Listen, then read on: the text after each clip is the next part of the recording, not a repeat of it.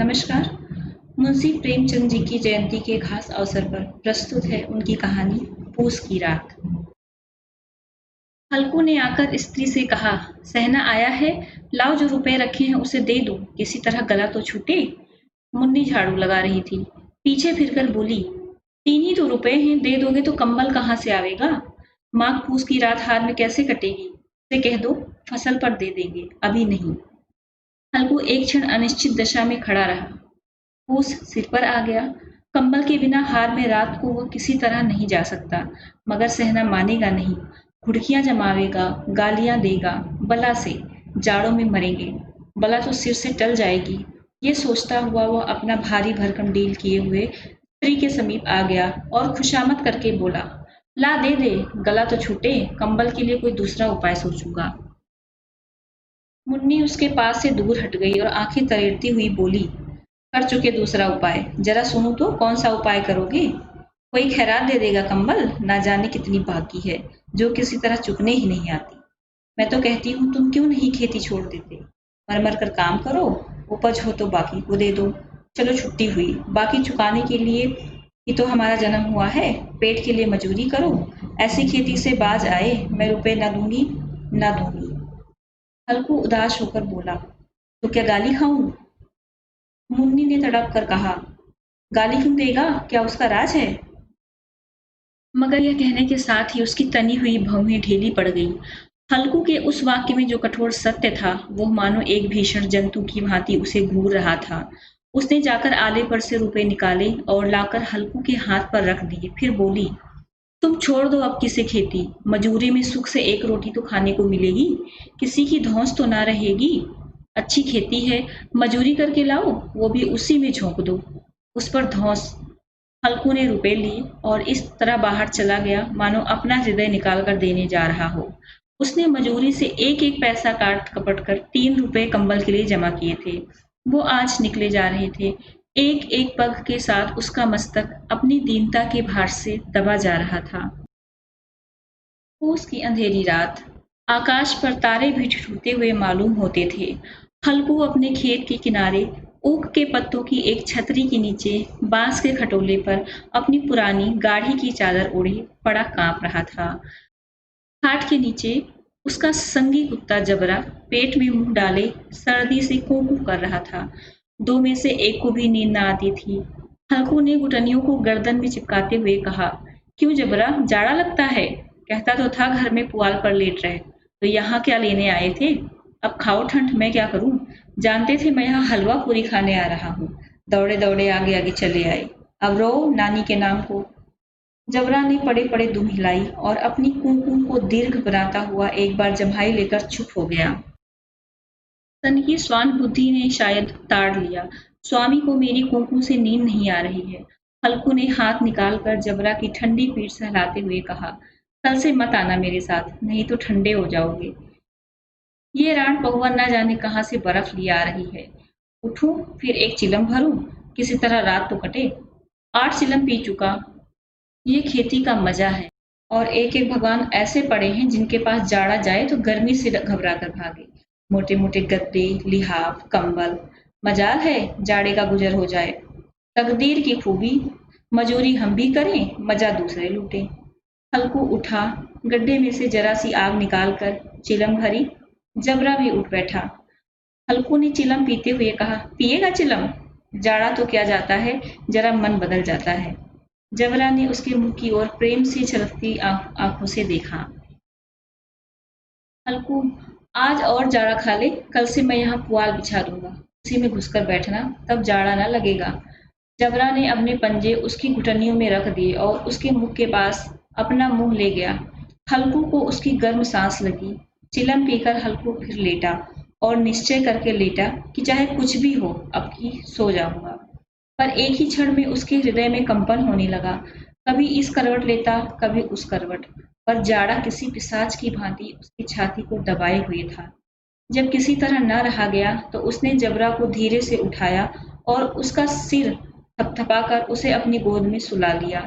कुत्ते की देह से जाने कैसी दुर्गंध आ रही थी, पर वह उसे अपनी गोद में चिपटाए हुए ऐसे सुख का अनुभव कर रहा था जो इधर महीनों से उसे ना मिला था। जबरा शायद यह समझ रहा था कि स्वर्ग यही है और हल्कू की पवित्र आत्मा में तो उस कुत्ते के प्रति घृणा की गंध तक न थी। अपने किसी अभिन्न मित्र या भाई को भी वह इतनी ही तत्परता से गले लगाता। वह अपनी दीनता से आहत न था, जिसने आज उसे इस दशा को पहुंचा दिया। नहीं, इस अनोखी मैत्री ने जैसे उसकी आत्मा के सब द्वार खोल दिए थे और उनका एक एक अणु प्रकाश से चमक रहा था। सहसा जबरा ने किसी जानवर की आहट पाई। इस विशेष आत्मीयता ने उसमें एक नई स्फूर्ति पैदा कर दी थी, जो हवा के ठंडे झोंकों को तुच्छ समझती थी। वो झपट कर उठा और छपरी से बाहर आकर भौंकने लगा। हल्कू ने उसे कई बार चुमकार कर बुलाया, पर वह उसके पास न आया। हार में चारों तरफ दौड़ दौड़ कर भौंकता रहा। एक क्षण के लिए आ भी जाता तो तुरंत ही फिर दौड़ता। कर्तव्य उसके हृदय में अरमान की भांति ही उछल रहा था। 1 घंटा और गुजर गया। रात ने शीत को हवा से धधकाना शुरू किया। हल्कू उठ बैठा और दोनों घुटनों को छाती से मिलाकर सिर को उसमें छुपा लिया। फिर भी ठंड कम ना हुई। ऐसा जान पड़ता था सारा रक्त जम गया है, धमनियों में रक्त की जगह हिम बह रहा है। झुक कर आकाश की ओर देखा। अभी कितनी रात बाकी है। सप्तर्षि सभी आकाश में आधे भी नहीं चढ़े। ऊपर आ जाएंगे तब कहीं सवेरा होगा। अभी पहर से ऊपर रात है। हल्कू के खेत से कोई एक गोली के टप्पे पर आमों का एक बाग था। पतझड़ शुरू हो गई थी। बाग में पत्तियों का ढेर लगा हुआ था। हल्कू ने सोचा, चलकर पत्तियां बटोरूं और उन्हें जलाकर खूब तापूं।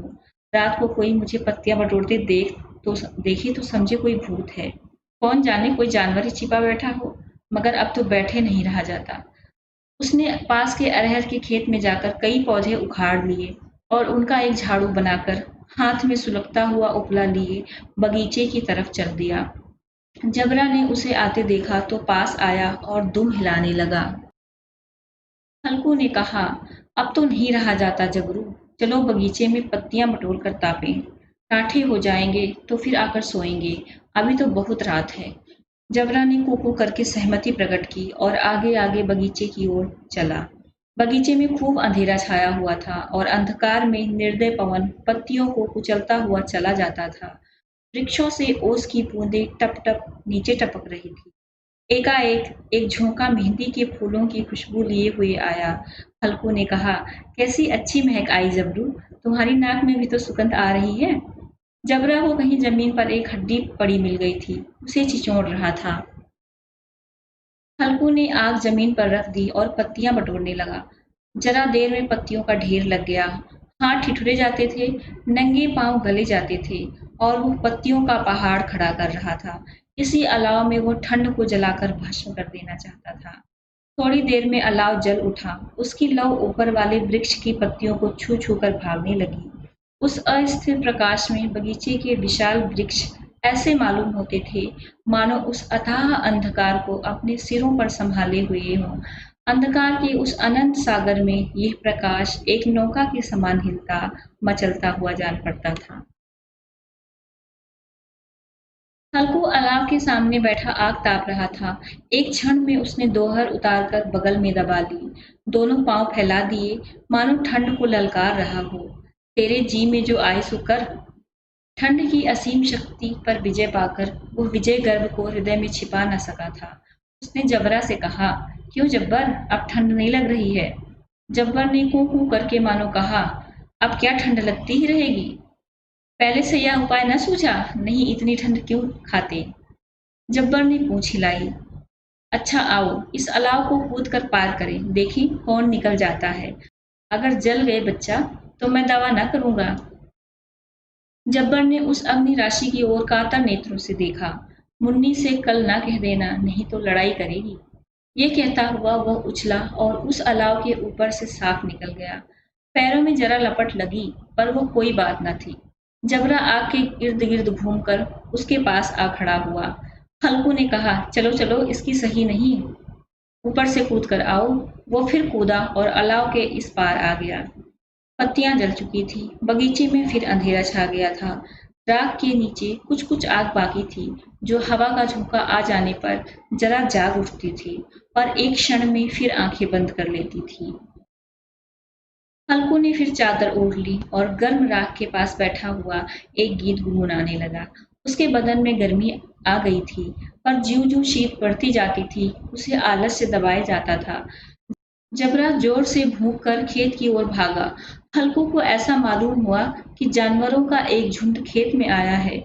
शायद नीलगायों का झुंड था। उनके कूदने, दौड़ने की आवाजें साफ कान में आ रही थी। फिर ऐसा मालूम हुआ कि खेत में चर रही हैं। उनके चबाने की आवाज चढ़-चढ़ सुनाई देने लगी। उसने दिल में कहा, नहीं, जबरा के होते कोई जानवर खेत में नहीं आ सकता। नोची डाले, मुझे भ्रम हो रहा है। कहाँ अब तो कुछ सुनाई नहीं देता, मुझे भी कैसा धोखा हुआ। उसने जोर से आवाज लगाई, जबरा, जबरा। जबरा भूखता रहा, उसके पास ना आया। फिर खेत के चरे जाने की आहट मिली। अब वह अपने को धोखा ना दे सका। उसे अपनी जगह से हिलना जहर लग रहा था। कैसा दंदाया हुआ था इस जाड़े पाले में खेत में जाना, जानवरों के पीछे दौड़ना। असहाय जान पड़ा। वह अपनी जगह से ना हिला। उसने जोर से आवाज लगाई, लीहो, लीहो, लीहो। जबरा फिर भौंक उठा। जानवर खेत चल रहे थे। फसल तैयार है। कैसी अच्छी खेती थी, पर ये दुष्ट जानवर उसका सर्वनाश किए डालते हैं।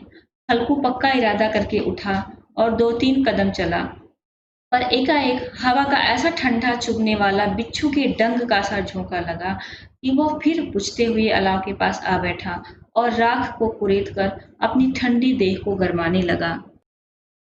जबरा अपना गला फाड़ डालता था। नील गाय खेत का सफाया किए डालती थी और हल्कू गर्म राख के पास शांत बैठा हुआ था। अकर्मण्यता ने रस्सियों की भांति उसे चारों तरफ से जकड़ रखा था। उसी राख के पास गर्म जमीन पर वो चादर ओढ़कर सो गया।